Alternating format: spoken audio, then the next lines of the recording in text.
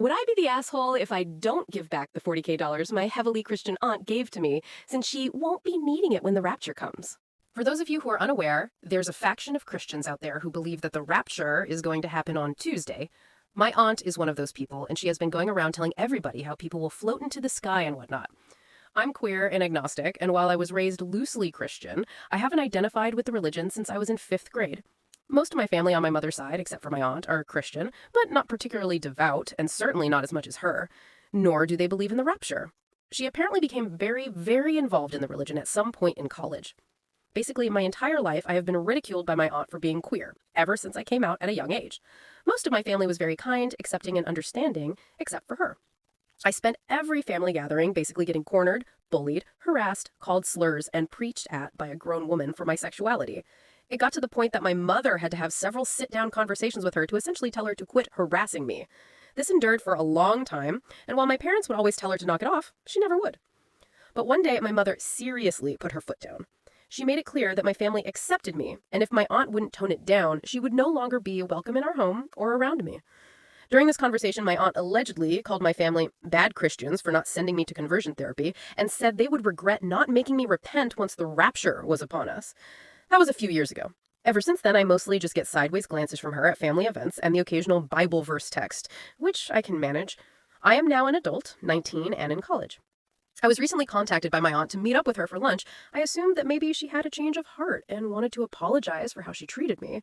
This was not the case. When we met up, she essentially went on a long-winded spiel about how she pities me and feels so sorry that I never repented, and how I and the rest of my family will be left behind because we never fully gave our lives to Christ. At the end of her monologue, she pulled out a stack of cash, all in $100 bills, and handed it to me, telling me that she wanted to give away her savings to those less fortunate, since she wouldn't be needing it when the rapture comes and delivers her to the Lord. I tried to talk her out of it, but she insisted and practically forced the money into my hands before abruptly walking away. I counted it when I got home, and it was slightly over $40,000 in cash. Here's where I think I would be the AH. When the rapture inevitably doesn't happen, I have no plans of giving the money back to her. I know she's been going through some kind of a long-enduring religious psychosis, but I could honestly really use this type of cash to put me through college and handle other expenses, and she gave it to me willingly. Would I be the AH if I didn't give her back the money when the rapture doesn't happen? Edit. My parents are now aware of this because she apparently decided to try to gift my younger sister a car, her relatively new, nice Ford Bronco. I told my parents about the money, and my mother, who is also Christian, told me that it would be the most ethical thing to do if I gave it back to her, and that I need to be empathetic to the struggles she is clearly going through. My dad, however, thinks that if she was stupid enough to give away her life savings on a whim, the money is better off going toward my education anyway. I am still torn. Edit/update 2. Just wanted to clarify a few things. I am a queer woman. A few people here thought I was a man. I have no idea why she would want to give me, of all people, the money. I'm as confused as the rest of you. From what I grasped, it seemed like some final act of kindness to somebody she takes great pity on.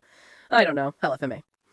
As a few of you said, I should probably leave some kind of trail to prove this was freely given and I didn't steal from her, so there are no legal repercussions. Should I choose to keep it, I'm still not sold on any course of action yet, especially because it's not Wednesday yet.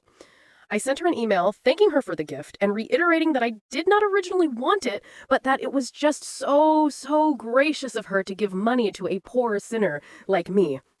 I don't want to take advantage of the mentally ill, but the selfish part of me sees this as reparations for all the torment I endured when I was younger. I've heard a few people say to invest the money instead of immediately putting it toward college, and if I keep it, that will definitely be considered. I don't expect to update again until the rapture has passed, but I will update once that rolls around. Mini edit.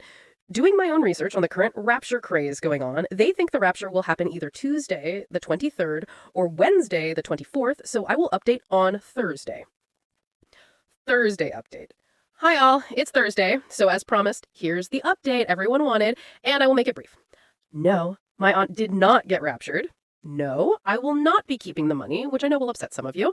No, my sister did not get to keep the car, as I know some people were wondering.